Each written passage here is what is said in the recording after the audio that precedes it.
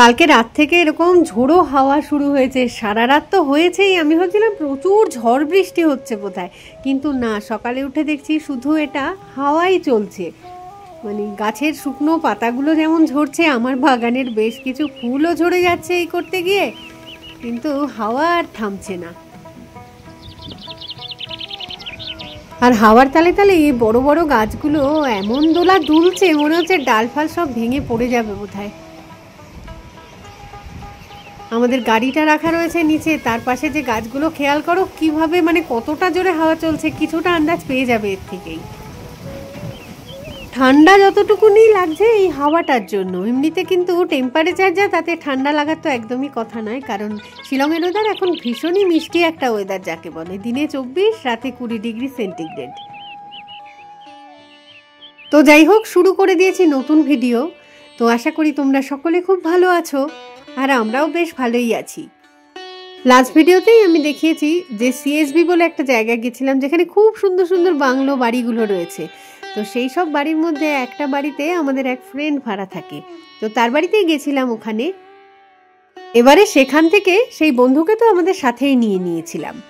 ইস্টারের দিন ঘরে বসে থেকে তো লাভ নেই, তাই কাছে পিঠে কোথাও একটা ঘুরতে যেতে চাইছিলাম, কিন্তু দু একটা জিনিসে অসুবিধা হচ্ছিল। সেটা হচ্ছে, প্রথম কথা, মাঝে মাঝেই ঝিরঝির করে বৃষ্টি পড়ছে, কখনো বা বেশ জোরে বৃষ্টিও নেমে যাচ্ছে, এটা একটা ঝামেলা। তার সাথে হচ্ছে ইস্টারের দিন সব কিছুই ছুটি আর কি, অনেক মিউজিয়ামে যেতে চাই, যেতে পারবো না, বা অফিসিয়াল যে কোনো জায়গায় ধরো মানে সেগুলো সব একদম বন্ধ রয়েছে। তো কি করা যায় ভাবলাম, বাড়ির কাছে পিঠের মধ্যে একদম সুইট ফলস রয়েছে, যাওয়া যাক, সেখান থেকেই না হয় ঘুরে চলে আসি।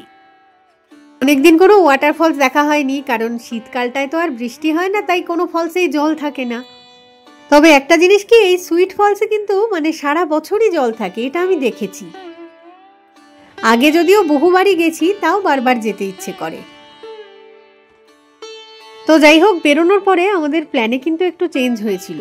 ঠিক হলো যে আগে একটুখানি একটা মন্দিরে গিয়ে পুজো দেবো, তারপর জল খাবার খাবো, তারপর এগোবো সুইট ফলসের দিকে। তো কোন মন্দিরে যাওয়া যায় ভাবতে ভাবতে ঠিক হলো পোলোর মাতৃমন্দিরে যাব।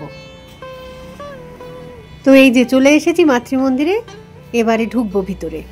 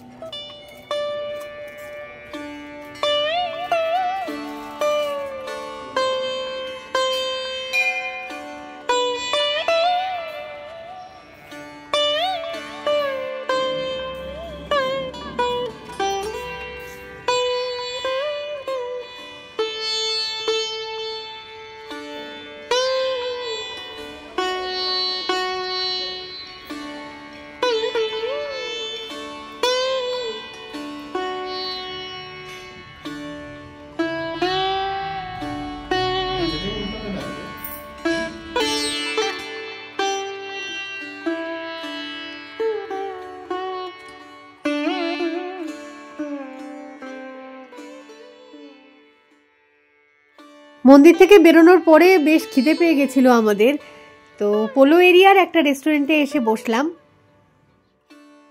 অর্ডার দেওয়া হলো লুচি আর তরকারি। খাওয়া দাওয়ার পর্ব সেরে রওনা দিলাম সুইট ফলসের উদ্দেশ্যে। তো ডিস্টেন্স বেশি নয়, মাত্র 10 কিলোমিটার। তবে চিন্তাটা হচ্ছে বৃষ্টি নিয়ে।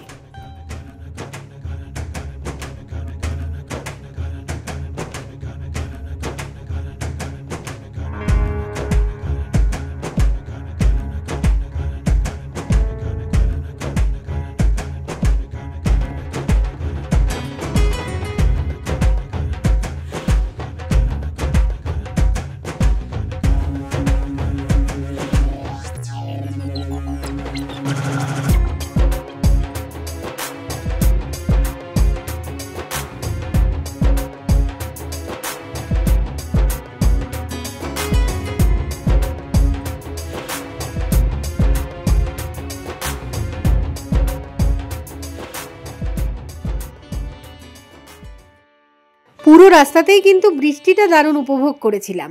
আর আশেপাশের এরিয়াগুলো হচ্ছে আর্মি এরিয়া, ফলে সেরকমভাবে ছবি তুলতে কিন্তু অ্যালাউ করে না। তার মধ্যেও টুকটাক যতটুকুনি যা পেরেছি তুলেছি। তো টিকিট কাটা হচ্ছে পার হেড 30 টাকা করে। এরপর এগোচ্ছি ফলসের দিকে। লোকাল লোকজন যারা শিলংয়েই থাকে আর কি, তারা প্রচুর আসে এই জায়গাটাতে, তবে ট্যুরিস্ট যে সেরকম একটা আসে তা কিন্তু নয়, সেই জন্য একটু শুনশানই থাকে জায়গাটা। 1.5 साल बाद ही आ रहा है शायद ना। হ্যাঁ,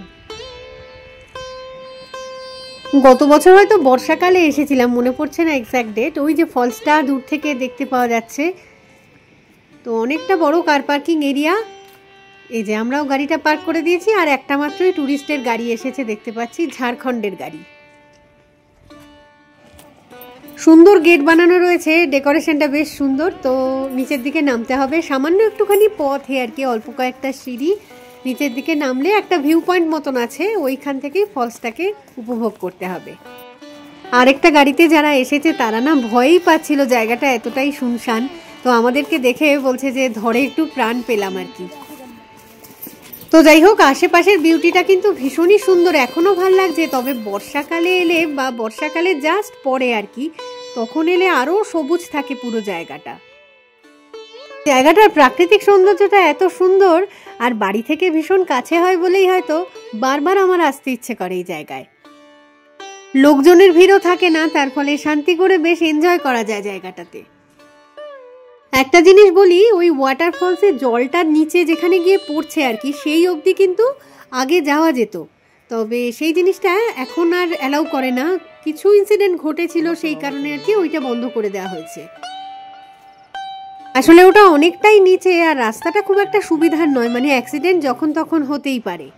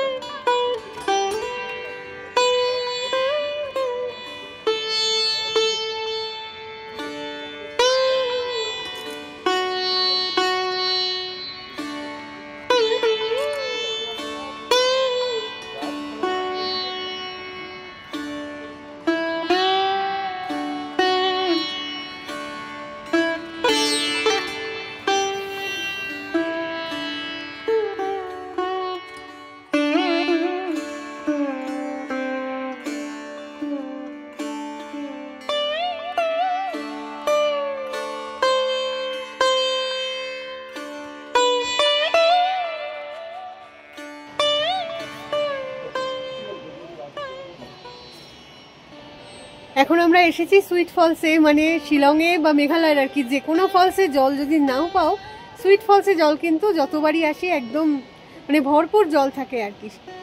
তো বর্ষাকালে তো থাকেই, তার সাথে এমনি সময়ও শীতকালে এলেও জল পাওয়া যায় এই ফলসটাতে। তো সত্যি নাম যেমন সুইট ফলস, ফলসটা খুবই সুন্দর, খুবই সুইট আর কি। এখন জল যথেষ্টই বেশিই আছে বলবো আমি, কয়েকদিন বৃষ্টি হচ্ছে তো সেই কারণেই ওই জন্য জলটা ঘোলা, নিচে গিয়ে ওই যে জলটা জমছে ওটা ওই কারণে একটু ঘোলাটে টাইপের লাগছে।